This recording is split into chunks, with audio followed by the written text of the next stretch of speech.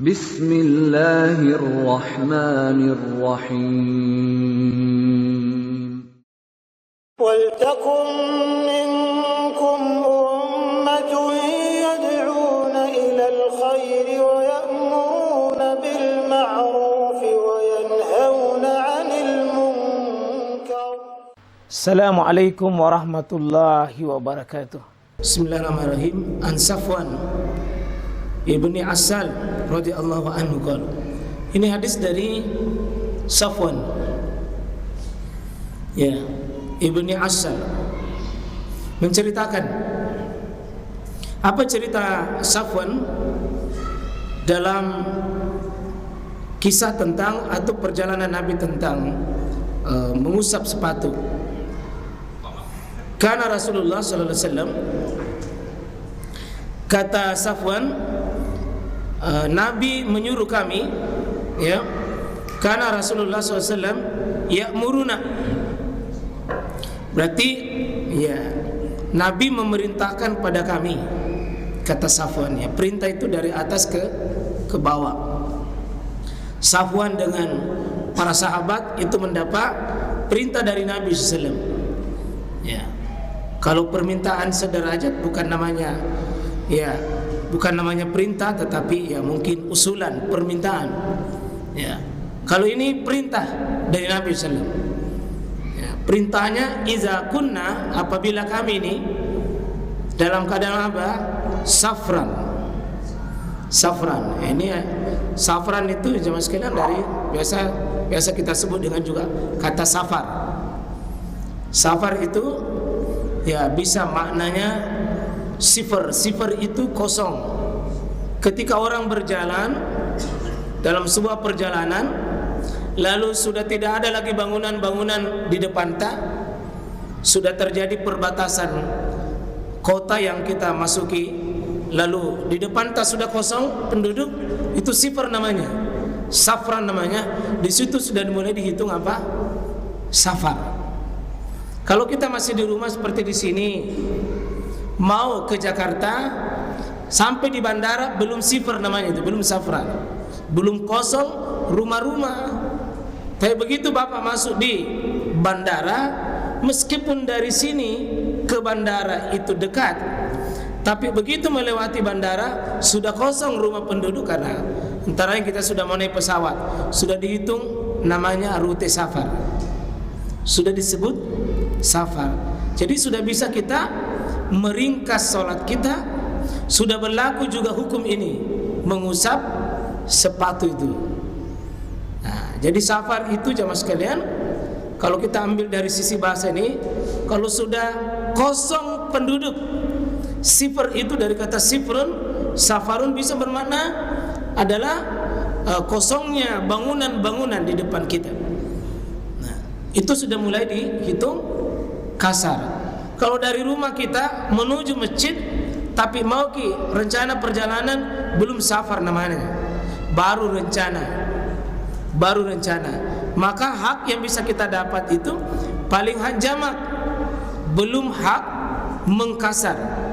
Karena kalau menjamak sholat itu banyak sebab, bisa karena sakit, bisa karena ada hal lain, bisa karena hujan, bisa karena macet, bisa karena ada kesibukan tertentu, atau ada hajat tertentu yang tidak bisa ditunda. Itu bisa jamak. Tapi kalau kasar itu untuk bisa mengkasar, meringkas sholat, cuma satu sebabnya, Bang, melakukan safar. Maka disebut kasar itu sama dengan safar. Salat safar sama dengan sholat kasar. Jadi safar sama dengan kasar, kasar sama dengan safar. Karena satu sebabnya orang bisa meringkas sholatnya karena safar. Ya, itu yang dilakukan. Dan di sini safarnya, mohon maaf, ada 4 mungkin kategori mesti kita pahami. Jarak dekat tapi tempuh yang lama itu juga safar. Dekat juga, tapi menempuhnya lama bisa safar. Jarak jauh tapi menempuh singkat tetap safar. Jakarta sini jauh, tapi 2 jam sudah bisa sampai. Jauhnya luar biasa, tapi tempuhnya singkat, safar.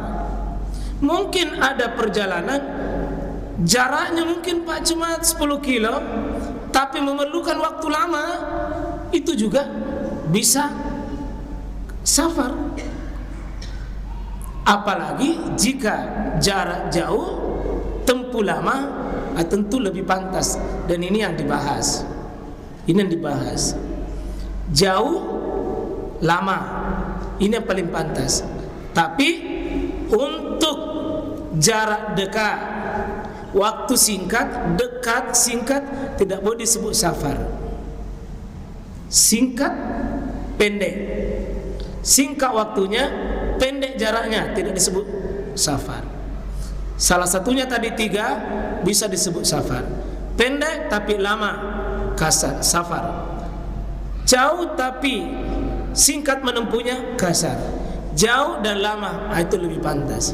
Ini yang dimaksud dibahas di sini. Iza kunna safran. Iza kunna safran alla tanzi'a hifafana, untuk tidak melepas sepatu kami. Nabi perintah, yang perintah di sini adalah tentu larangan. Perintah untuk tidak melakukan, larangan. Ya. Perintah untuk tidak melakukan berarti larangan. Nabi perintahkan kami untuk tidak melepas sepatu, berarti hukum dasarnya ini lebih utama dalam perjalanan itu tidak dibuka sepatu, Pak. Dalam perjalanan lebih utama berudu tidak buka sepatu, itu lebih utama. Seandainya ada orang berudu buka sepatu, maka itu tidak mengapa, sah, dia tidak gunakan fasilitas. Tapi tidak melepas sepatu demi menghormati perintah Nabi ini, itu lebih utama. Dalam sebuah ayat Quran kita diperintahkan huzu, ya, ma atakum, apa yang Nabi SAW berikan padamu, fauzuhu, ambil. Wa ma nahakum anhu fantahu, apa yang Nabi larang kepadamu, tinggalkan. Tanpa melihat wajib dan sunnahnya, haram dan makruhnya. Itu kaidah besarnya, Pak. Jika Nabi menyuruh, ambil tanpa melihat wajib dan sunnah. Jika Nabi melarang, tinggalkan tanpa melihat haram dan sunnahnya. Tegakkan wajib, pelihara sunnah, jauhi makruh dan lemparkan yang haram. Nah, di situ lebih utama tidak melepas sepatu seandainya kita dalam keadaan musafir. Berapa lama kalau musafir? Salasata ayyam, itu 3 hari. Kemudian walayaliyahunna, dan 3 malam. 3 hari 3 malam. 3 hari 3 malam. Ada fasilitas. Kalau berudu tidak perlu buka sepatu, cukup diusap saja. Yang kita sudah bahas pada 2 pekan lalu, itu dilepas, sepatu diusap saja. Oh, bukan di sini ya? Oh, di sini ya? Dilepas, Anda usah dilepas bagian atas saja, dikasih begini. Ini saja. Kemudian kecuali itu tidak berlaku. Itu tidak berlaku min janabah. Kalau kita junub tidak berlaku itu. Kalau junub itu karena dia dalam keadaan hadas besar, maka wajib dia mandi. Kalau mandi, Pak, buka sepatu.